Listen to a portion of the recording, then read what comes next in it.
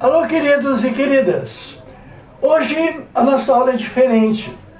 Eu vou tentar fazer um esquema para memorizar as geometrias moleculares e relacioná-las com a tabela periódica, que é essencial para nós, da qual vou aproveitar para fazer umas revisões.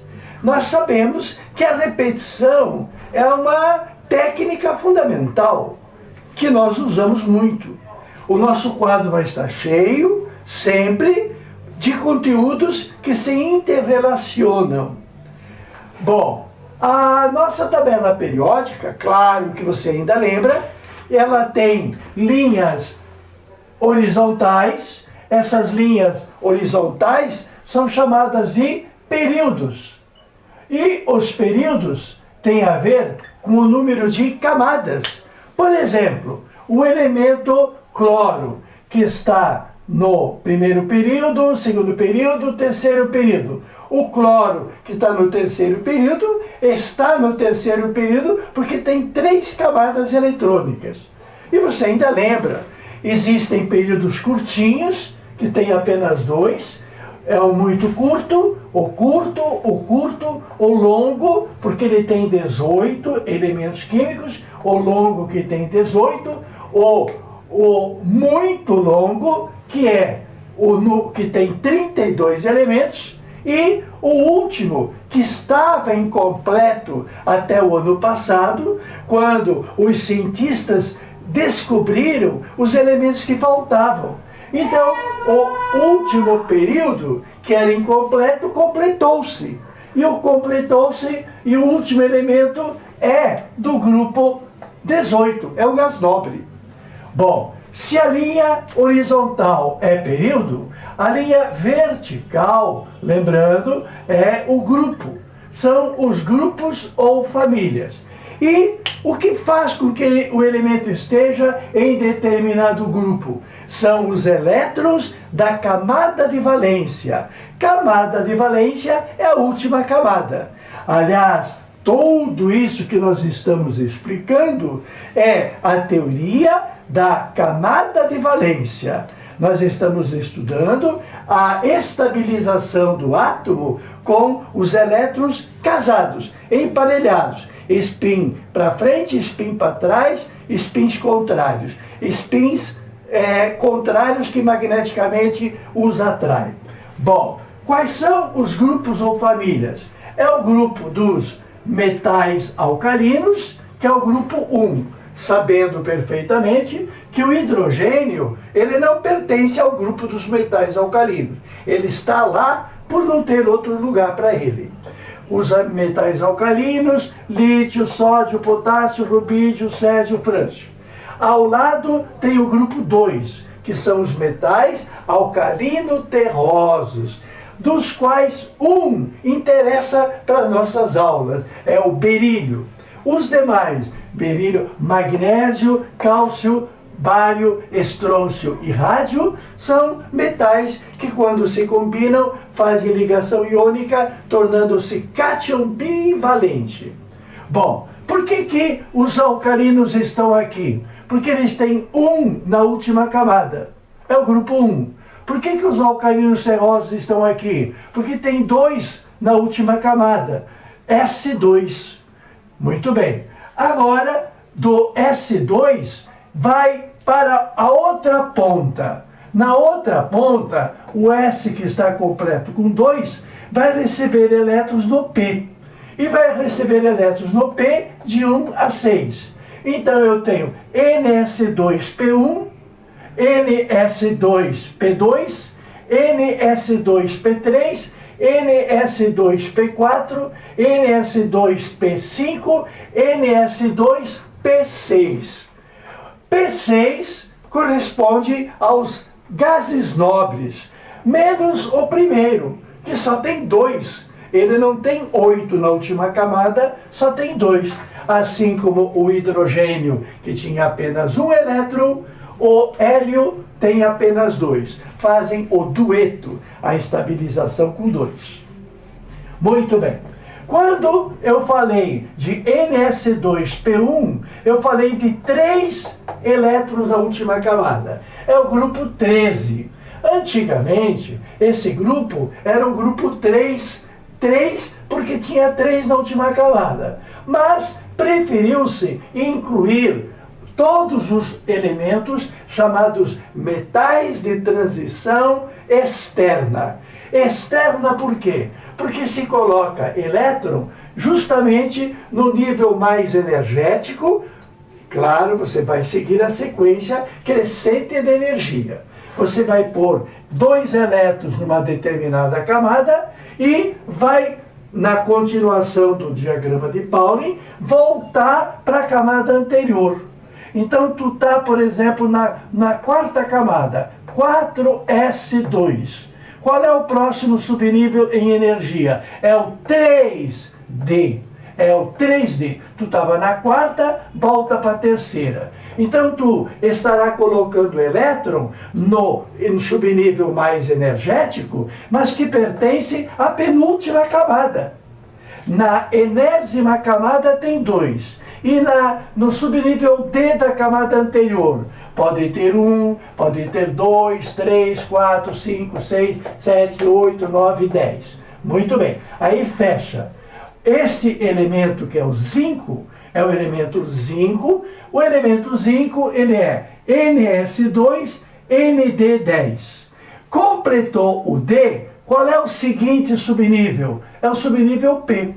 Então, depois dos elementos da chamada baixada fluminense, os elementos dessa depressão na tabela periódica, que são os metais de transição apenas ou de transição externa, nós temos o preenchimento do subnível P.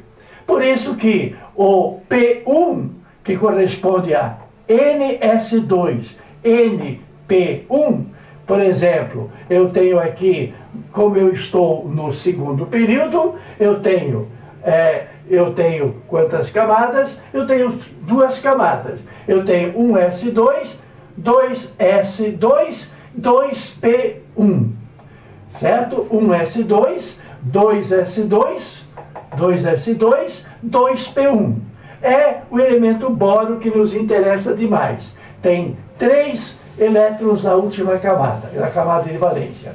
Como até aqui foi o grupo 10, o antigo 3 passou para 13, o 4 passou para 14, é o carbono, o 5 passou para 15, o 6 na última camada passou para 16, o 7 na última camada passou para 17 e o 8 na última camada passou para 18. É a nossa tabela periódica. Bom, memorizar mesmo é o que eu pretendo. O conhecimento da tabela, que é o nosso cartão de visita. Bom, geometrias moleculares. O que a gente andou estudando? Muita coisa. Quero recordar de um outro jeito. Desculpa a insistência. Mas que tipo de moléculas que nós temos? Eu posso acentuar um nome que você nunca viu, talvez. Existem moléculas monoatômicas pontuais ou pontuais. Quais são as moléculas pontuais? Que um ponto indica a molécula. É o hélio. Os gases nobres, eles não se combinam, porque estão, teoricamente, com 8 na última camada, e o hélio com 2 na última camada, perfeito, fechou. Então, cada átomo é uma molécula monoatômica. E a geometria não tem, é um ponto, moléculas pontuais. E o último elemento dos gases nobres é o 118. O 118. Quando o elemento químico ainda não tem um nome definido, desculpem, no momento não lembro se foi dado o nome já definitivo ou não, a gente fala o nome do elemento indicando seu número, cada número individual, em latim. Então você fala octum. Octium. Este é o elemento mais numeroso, com 118 prótons no seu núcleo e 118 elétrons na sua eletrosfera. Bom, qual é o segundo tipo de molécula? Qual é o segundo tipo de geometria? O segundo tipo de geometria são as moléculas lineares. Agora, cuidado! Quando a gente fala de molécula linear, nós temos dois tipos de moléculas lineares. Nós temos a molécula inocentemente linear, porque não tem outra opção, que é a molécula simples. Simples quer dizer formada de átomos iguais. Esta molécula linear não é simples, ela é composta de átomos de elementos químicos, de elementos químicos diferentes. Esta é composta, esta é simples. Ora, se a molécula é simples, só tem átomos iguais, como por exemplo, H com H, dando H2, F com F, Cl com Cl, Br com Br, iodo com iodo, oxigênio com oxigênio, S com S, enxofre com enxofre, nitrogênio com nitrogênio. Essas moléculas diatômicas só podem ser lineares, porque por dois pontos passa uma reta. Bom, quero aproveitar, como estou fazendo uma grande revisão, de dizer para você que o hidrogênio, ele é o elemento mais abundante do universo. Porque as estrelas são formadas dos isótopos do hidrogênio. O deutério e o trítio é que estão se empacotando, dando a bomba de hidrogênio. Bomba de hidrogênio que eu ouço o repórter falar na televisão de que a Coreia do Norte está em busca da bomba de hidrogênio. Porque a bomba de urânio, a bomba de fissão nuclear, isso a Coreia do Norte faz uma cada mês. A coisa está muito grave, muito grave. Bom, mas aproveitando, além de dizer que são moléculas lineares, quero aproveitar e falar de que quando temos o hidrogênio, nós temos uma ligação, que é chamada simples. Simples. E a simples é sigma. Por quê? É um encontro de duas esferas. A esfera S e a esfera S. São as esferas onde estão os elétrons dos dois átomos. Então, existe o orbital atômico, que é o orbital do átomo, que tem um elétron. Existe o orbital atômico, que é o orbital do átomo. Agora que há aquele overlap, acontecerá o orbital molecular. O que é orbital molecular? Orbital molecular é o orbital que possui elétrons que se espalham entre os dois núcleos. E quando esse orbital molecular foi criado pela intercepção dos orbitais frontalmente, chama-se de sigma.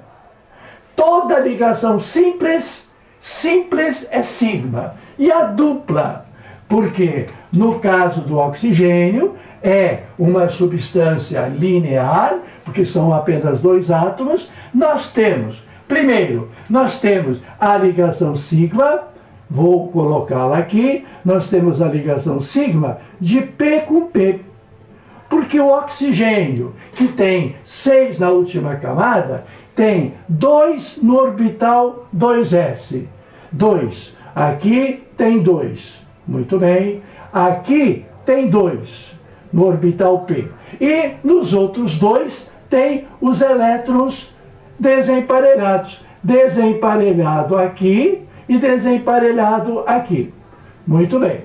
Então eu tenho à esquerda o orbital atômico oxigênio e tenho à direita o orbital atômico oxigênio, que se interpenetram, e essa interpenetração é igual a esta, é frontal, e se chama sigma.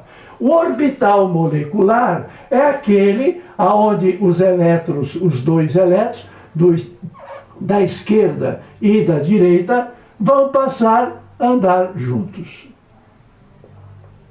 Tá certo? E aqui tem o S do outro átomo também. Bom, então eu tenho a ligação sigma e vejam, eu tenho uma segunda ligação. A gente diz dupla. Dupla na qual a primeira é sigma e a segunda é de orbitais p paralelos. Então, esse elétron que está nesse orbital atômico, esse elétron que está nesse orbital atômico, agora passarão a estar juntos num orbital molecular. Só que, como os orbitais iniciais atômicos são p paralelos, eles poderão ser encontrados ou naquela nuvem lá em cima, ou nessa nuvem aqui embaixo. Aqui nós chamamos de π. O que é π? Π é a representação do orbital molecular formado por elétrons atômicos que estão em orbitais atômicos p's paralelamente. Então, tendo uma molécula linear com dupla, uma é sigma, a outra π. E não podemos deixar de recordar a molécula quase gás nobre, de tão estável que ela é, a molécula de nitrogênio. O nitrogênio está aqui representado. E vejam, ele tem tripla. E ao ter tripla ligação, uma delas é sigma, você sabe disso, e as outras duas são π. É assim que a gente faz rapidinho. Agora, se quisermos recordar, por que é sigma? Porque o elétron que estava no eixo horizontal e o elétron que estava no eixo horizontal fizeram um overlap entre dois orbitais atômicos p, criando um orbital molecular sigma. E os elétrons que estão em orbitais p paralelos vão fazer π. Ou π lá para cima, ou π aqui para baixo. Bom, é a primeira π. A outra π é que nesse orbital também tem um elétron desemparelhado. E eles vão se encontrar ou aqui na frente, ou lá para trás. Portanto, as moléculas lineares são formadas por esses elementos. Mais uma coisa eu quero recordar para você. Claro, o hidrogênio, ele é gás. Agora, os elementos chamados halogênios, os elementos do grupo 17, eles formam 4 substâncias interessantes no estado físico. Você que é vestibulando tem que saber o essencial de cada coisa. Por exemplo, que o flúor é gás, que o cloro é gás na temperatura e pressão normal. O bromo, ele é líquido e o iodo é sólido. É curioso. São gases, são substâncias simples, todas elas fazendo ligação sigma, e a sigma que eles vão fazer é de P com P. Mas, estranhamente, o flúor é gás, cloro é gás, bromo não é gás, é líquido. E o iodo não é nem gás nem líquido, é sólido. O oxigênio é gás e o enxofre, aqui é o enxofre diatômico. Tem também o S8, que nós vamos estudar na época certa. E o nitrogênio, que é gás, tá certo? Gás, gás e gás.